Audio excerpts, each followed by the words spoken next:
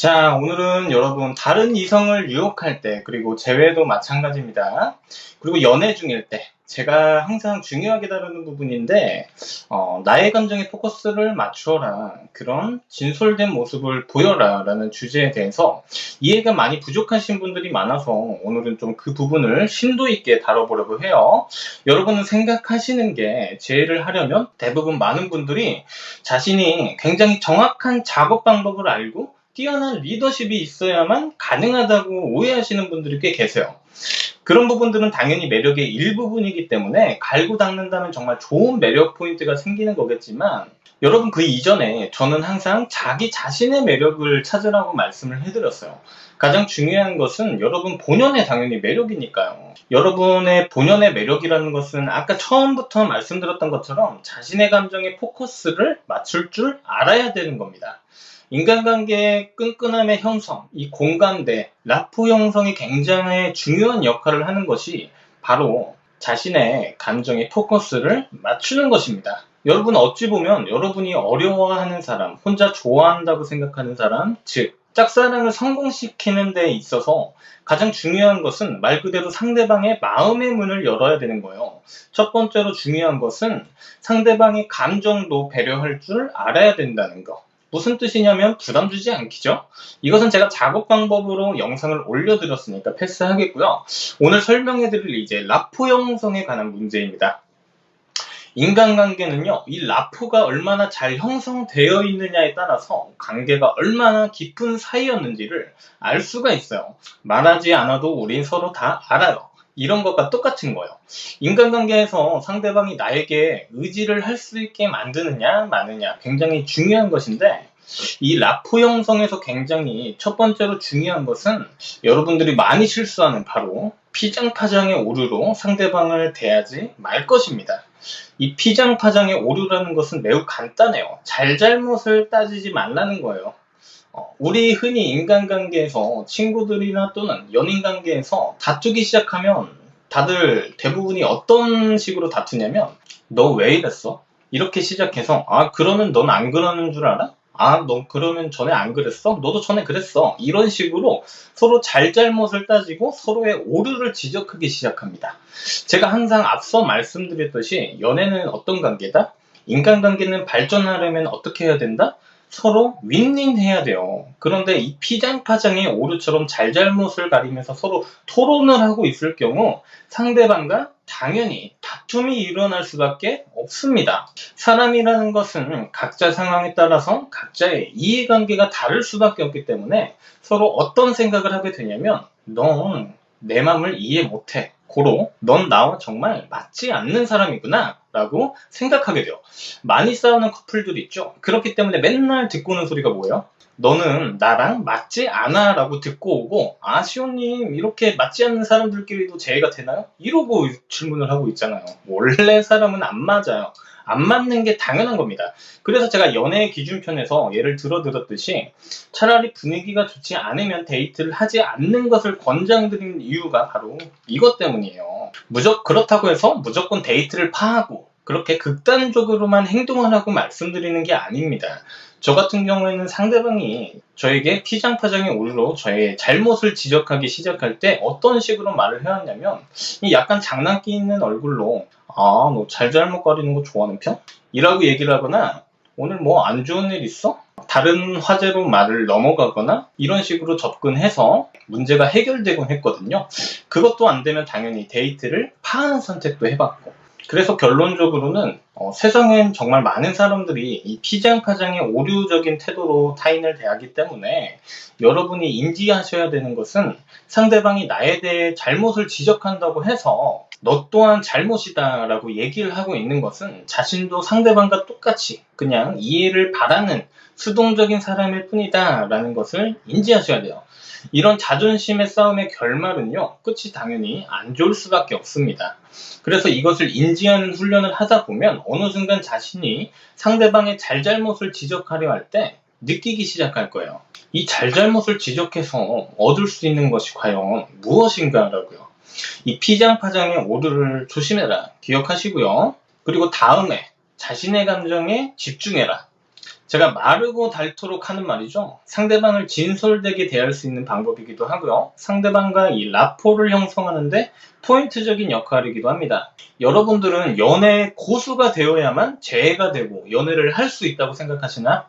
세상 대부분의 사람들이 과연 연애의 고수일까요? 결혼하신 분들은 뭐 연애의 고수이기 때문에 연애를 잘 배웠기 때문에 결혼을 했을까요? 그렇지 않습니다.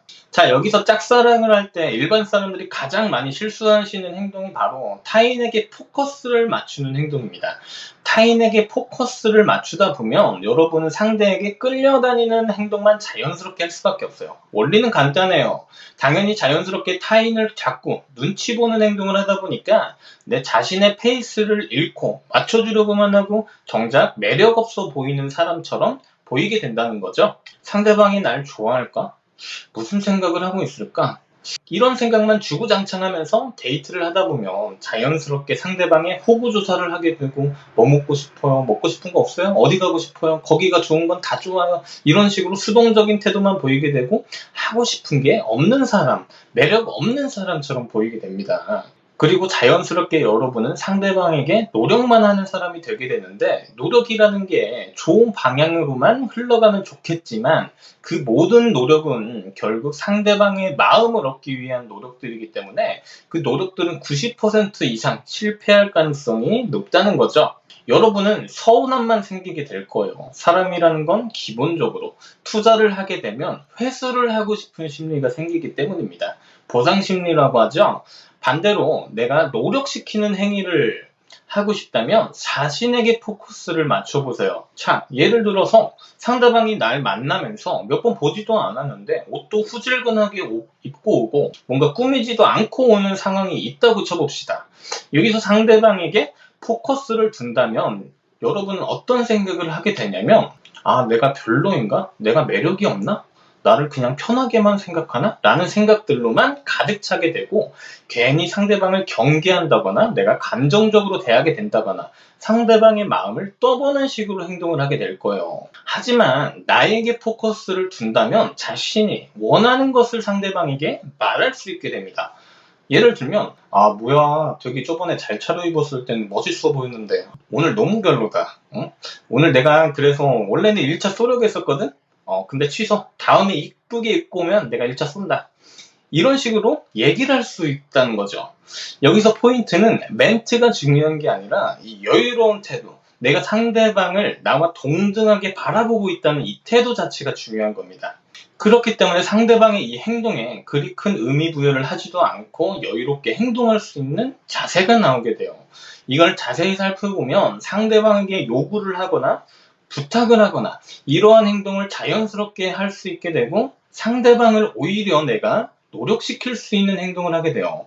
여기서 상대방이 다시 그 다음 상황으로 이제 이쁘게 차려입고 온 거야. 좀 신경 쓰고 1차 안 써도 돼요. 여기서 상대방이 서운함을 표한다. 아, 이쁘게 입고 오면은, 멋있게 입고 오면 1차 쏜다고 했잖아. 이런 식으로 서운함을 표해도 상대방을 더욱더 노력시킬 수 있는 방법이 있는 거죠.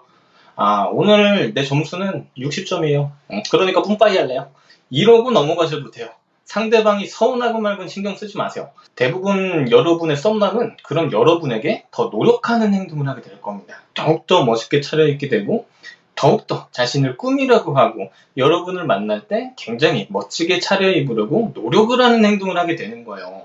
이런 관계가 되다 보면 상대방은 자신도 모르게 여러분에게 끌려다닐 수밖에 없습니다. 이런 거 작은 거 하나하나가 노력시키는 행동이라고 보시면 돼요. 상대방은 자신도 모르게 나에게 계속 노력하게 되고, 나에게 투자한 것에 대해서 이 회수를 하기 위해서 계속해서 노력하는 행동을 하게 될 겁니다. 그리고 또 다른 방향으로도 굉장히 진솔된 얘기를 할 수 있는 방법, 자신의 감정에 집중을 했을 때 상대방을 진솔되게 대할 수 있습니다. 저 같은 경우 예를 들어드리면 20대 초중반 때 제가 연애를 굉장히 잘하는 사람이었을까요? 태어나면서부터 연애를 잘해왔을까? 절대 아닙니다. 정말 못하는 사람이었고요. 여러분과 같이 이 수많은 내담자와 같이 똑같은 행동을 해왔던 사람이에요. 데이트도 좋아하는 사람 앞에서는 항상 수동적이었고요. 맞춰주기 바빴고 내 페이스라는 건 없었습니다. 그런데 지금 생각해보면 제가 잘했던 것은 딱 한 가지가 있어요. 바로 내 감정에 집중을 잘했었다는 거. 바로 내 감정에 집중을 잘했고 내 감정에 충실했다는 거. 이게 무슨 말이냐면 제가 짝사랑하던 사람이 있었어요. 제가 짝사랑하는 사람이 있었는데 저보고 갑자기 이제 하는 말이 데이트 중에 술 먹다가 너 재미없대. 지루하대 데이트가. 진짜 상심이 컸어요. 그 말 듣고 하늘이 무너져 내리는 줄 알았습니다. 여러분이 한번 상식적으로 생각해보세요. 그 어린 마음에 나는 나름대로 데이트 이 준비도 해본다고 데이트를 준비해본 적도 있고 막 너가 하고 싶은 거 다 해줬는데 결국 돌아오는 말이 재미없고 지루하단 말이었으니까 얼마나 그 어린 마음에 상심이 컸겠어요. 그런데 이 사람과 결국 짝사랑이 성공하고 사귀게 된 계기가 뭐냐면 내 감정에 되게 솔직했다는 거, 담백했다는 거. 어떤 식이었냐면 나는 너가 좋으니까 데이트 잘해보려고 했었는데 내가 되게 서툴러서 연애를 잘하는 사람이 아니니까 되게 잘하는 척 해보려고 해도 맘대로 안 된다. 이런 경험이 처음이라 다음부터 좀 잘해볼게. 이 한마디에 상대방이 마음의 문을 열었었어요. 여기서 생각나는 게 상대방이 저에게 뭐라고 했었냐면은 내가 그러면 처음이란 소리네?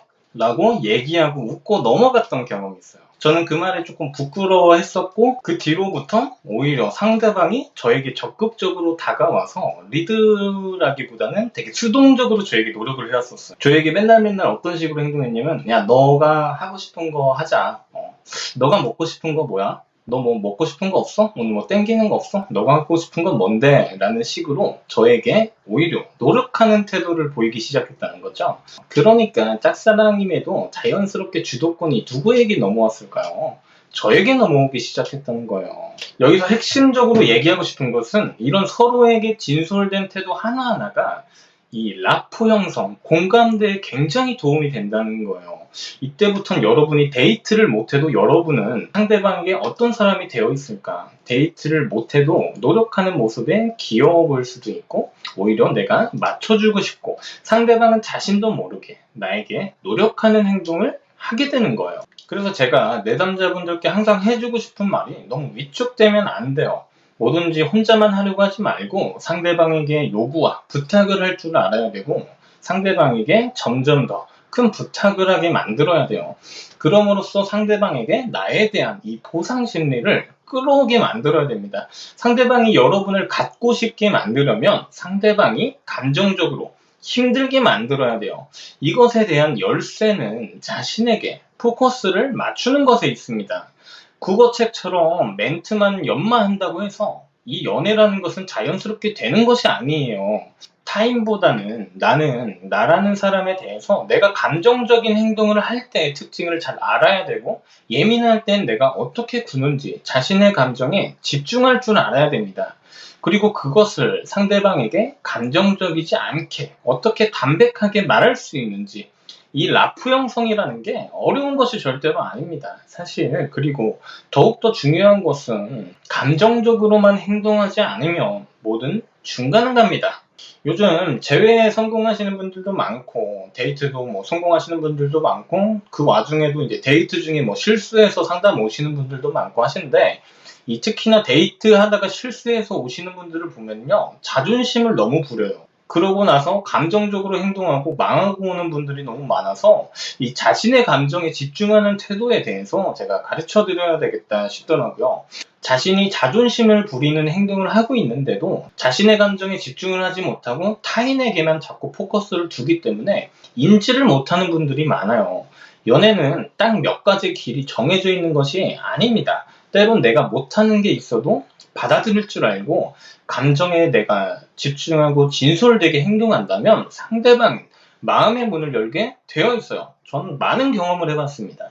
그렇기 때문에 저는 연애를 굉장히 못하는 사람이었음에도 짝사랑이 굉장히 많이 성공을 해왔어요. 이 사랑에 실패를 하지 않으려면 사실 딱 한 가지만 안 하면 돼요. 집착만 하지 않으면 됩니다. 그렇기 때문에 이별하신 분들 상대방에게 계속 포커스를 맞추면서 염탐하고 상대방이 상황이 어떤지 자꾸 캐치하려고 하고 계속 이런 식의 행동 패턴을 유지하시게 되면은 자꾸 상대방에게 중독 현상에 빠지게 되고 그로써 당연히 생각이 더 많아지고 자존감도 낮아지고 나도 모르게 집착을 하는 태도를 보임으로써 여러분은 조급하고 집착을 할 수밖에 없어요.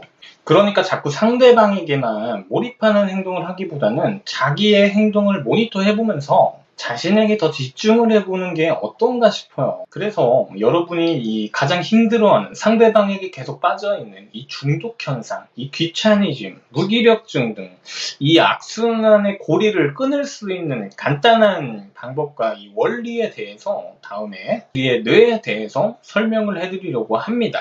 자, 기대해 주시고요. 자, 이상 연애 비타민 시온이었습니다. 감사합니다.